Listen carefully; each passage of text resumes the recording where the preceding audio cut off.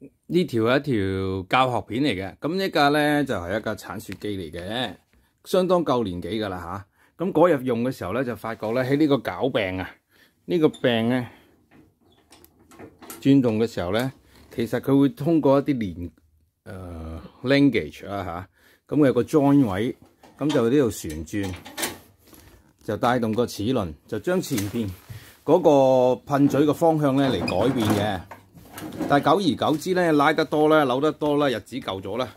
咁呢度咧有個承托位，應該係睇好佢先，係應該係咁樣嘅。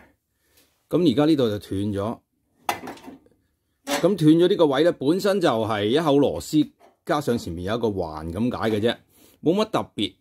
咁你可以去配翻嘅，但係對我嚟講咧，架機都咁舊咯。有乜配唔配翻啦？索性就喺度燒焊，將佢燒翻實佢就算數啦。好，而家開第一次拍用燒焊機燒焊，介紹下啲工具先。咁呢一個咧就係燒焊面罩，咁面罩有好多隻嘅。咁呢一隻嘅基本上就係而家都比較多人用，但係我發覺咧就平貴差唔多嘅啫。最主要咧，佢前邊咧係可以阻擋啲好強嘅光。當你燒焊嘅時候，嗰啲火花咧好光噶嘛，而且有啲火屎周圍彈，就保護你隻眼啦。咁佢有啲調校掣嘅，調校掣咧就話你想佢即係呢個面罩嘅特色咧，就係話佢本身係一塊玻璃鏡，你可以望穿，望到出嚟嘅。但係當上高呢度有啲太陽能板啦，令到佢可以有能量。呢個能量咧，佢本身唔使用電嘅，你唔使入電池嘅，佢就係利用呢個能量去儲咗個 power 啦。咁當外邊感受到好強嘅光嘅時候咧，佢就會即刻將個熒幕變成好黑，即係一個超深嘅太陽眼鏡。咁佢個速度好快嘅，你可以校速度啦，校當個光源冇嗰個火花嘅光源冇咗之後，幾時會開翻光、開翻透明俾你睇啦？可能係半秒。呢個秒數可以計，可以自己 set 嘅。咁跟住嗰個太陽眼鏡嗰種功能啊，變到有幾深啦。因為如果太深嘅話咧，你睇根本戴咗個好深嘅太陽眼鏡，你就睇唔到你燒焊緊啲乜嘢啊嘛。所以呢幾方面可以調校嘅，大概都係50-60蚊一個啦。呢啲咁嘅面罩，有啲人咧再傳統啲就係直頭係一塊板，中間有一塊好深色嘅嘅茶鏡嘅深色鏡，咁佢就索性揾隻手揸住啦。要用嘅時候咧，就擺埋嚟面前，佢好快個速度，一燒完之後又攞翻走，如是者咁擺嚟擺去。呢種咧係一種最傳統、最簡單嘅保護鏡，但係呢種咧就係電子嘅。就燒焊機咁最主要咧，佢係好平價嘅。呢種咧就有條線咧會喺嗰個槍嘴嗰度自己伸條線出嚟嘅，咁就。啲線用完咧，就喺個機入邊咧換一捆捆咁換嘅，有唔同嘅 size。呢啲機最主要咧就係大火同細火啦，跟住出個電線嘅時候咧，你一路撳住個掣嘅時候，裏邊嗰啲焊線伸出嚟嘅速度有幾快？咁越快嘅話咧，你需要越大嘅火力，佢先用得切嗰啲焊線啊嘛。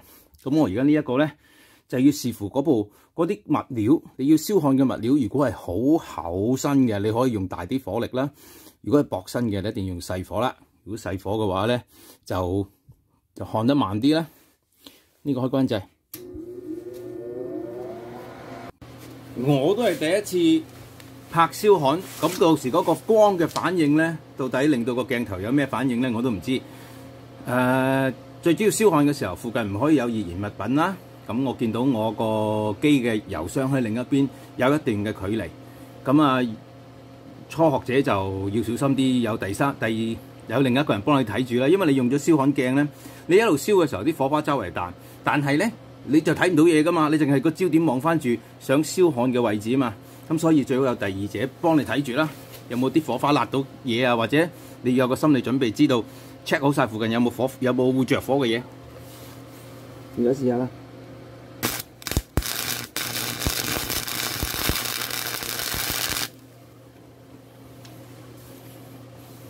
點啊？頭先嗰啲火花係點㗎？我而家睇翻條片啦。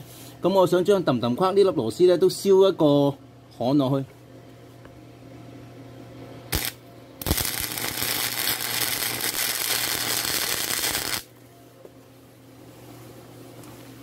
兩邊咧。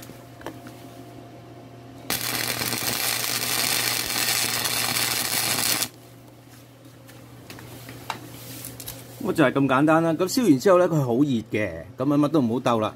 嗱，呢個係記鐵啦，我哋叫記鐵，因為燒焊其實係要係一個 circle 嘅。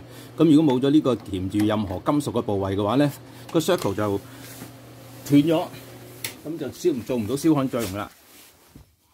而家燒翻完之後咧，扭一扭上高 ，OK 啦。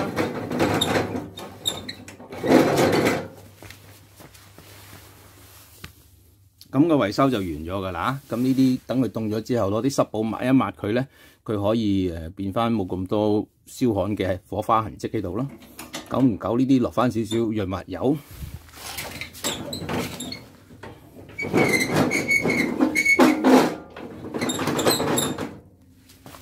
好簡單嘅修理片。